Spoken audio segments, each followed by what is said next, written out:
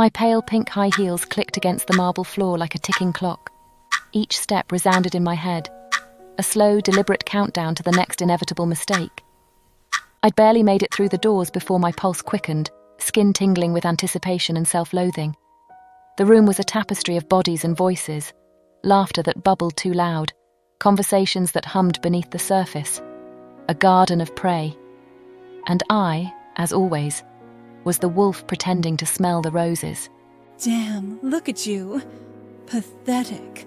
Already scanning the room. The voice slithered in, dark and honeyed, a purr laced with venom. She sounded like a viper, all sensuality and fangs, coiled in the back of my mind. She was me, but she wasn't. What is it this time? Someone tall? A rugged jaw? Maybe the shy type? You do so love to break the quiet ones. My lips curled involuntarily, a shadow of a smile that felt too sharp for my face. I could feel her leaning forward, whispering in my ear as my gaze flitted across the room. The usual suspects, men in tailored suits, ties loosened just enough to suggest they'd had a long day, and they'd like to end it with a long night. The possibilities were endless, the compulsion unbearable. You don't even like them. Not really. It's the game, isn't it? The chase. The moment their eyes light up like you've just handed them the stars.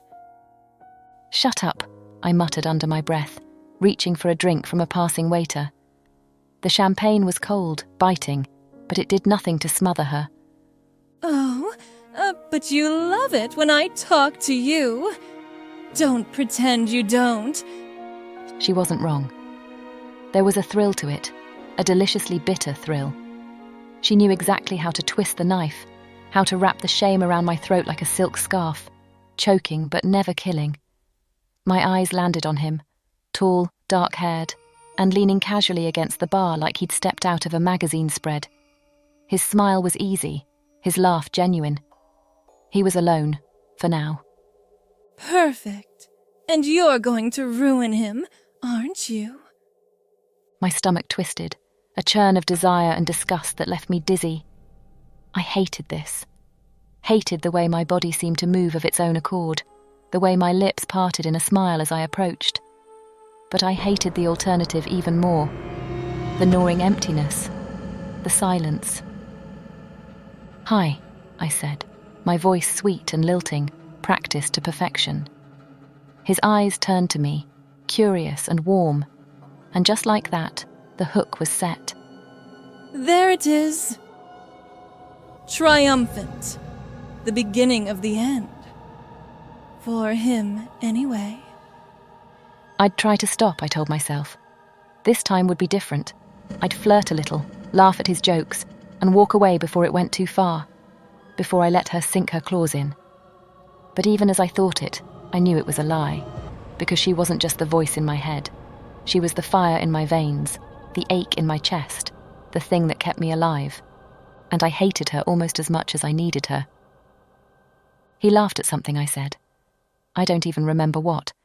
It wasn't clever or funny, just something I'd thrown out to keep the conversation moving. But his laugh, Lord, it was warm, deep and full, the kind of sound that wrapped around you and made you feel seen. Hooked already? He's not going to know what hit him. I ignored her, or tried to. "So what do you do?" I asked, leaning in just enough to make it intimate without being obvious. The space between us was a careful calculation, a game of inches I'd mastered long ago. I'm an architect. And there was a spark in his eyes as he spoke. Mostly commercial buildings, but I've been trying to branch into residential lately. There's something personal about designing a home, you know? It's different. I nodded, pretending to care. Or maybe I really did care. It was hard to tell sometimes where the act ended and I began. Oh, please. You don't care about his dreams.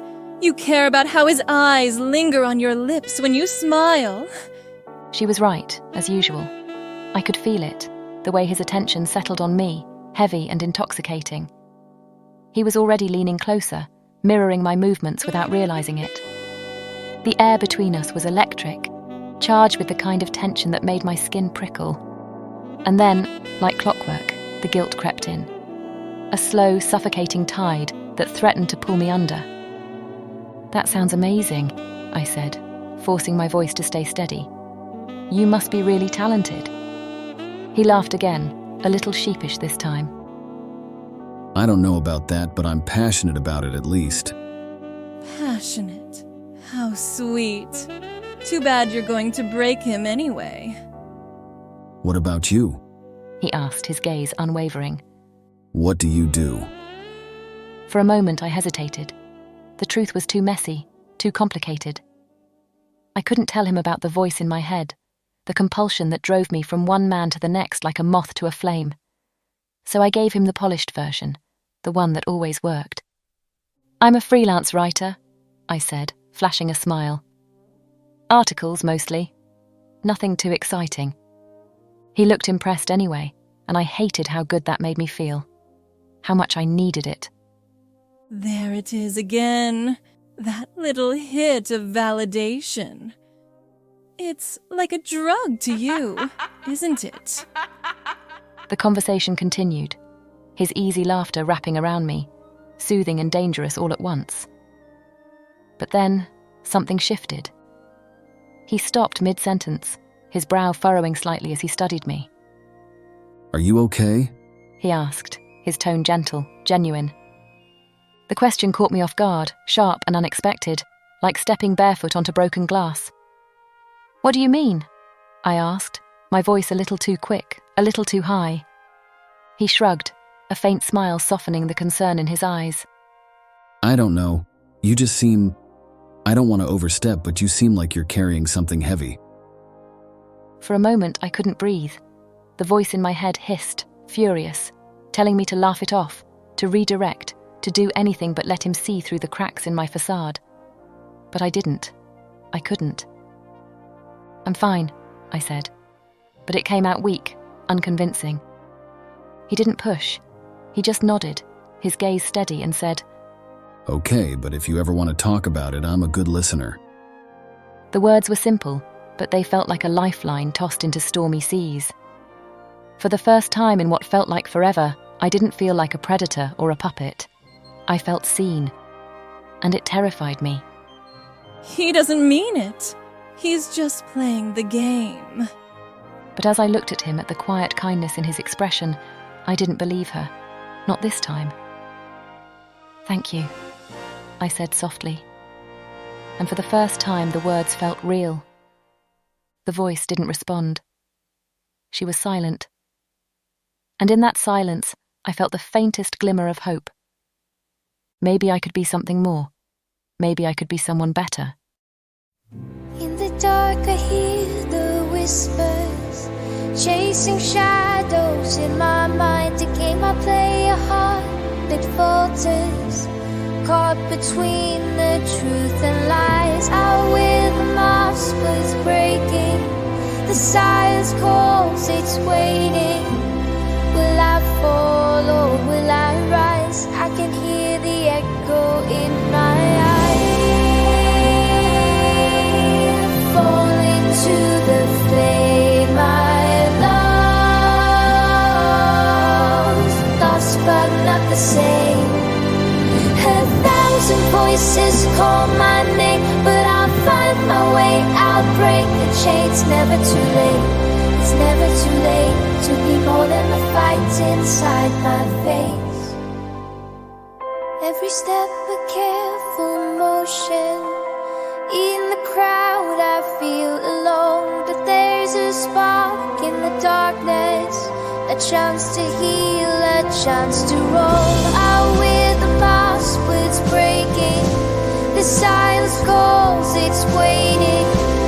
Will I fall or will I rise? I can hear the echo in my eyes. Fall into the flame I lost but not the same.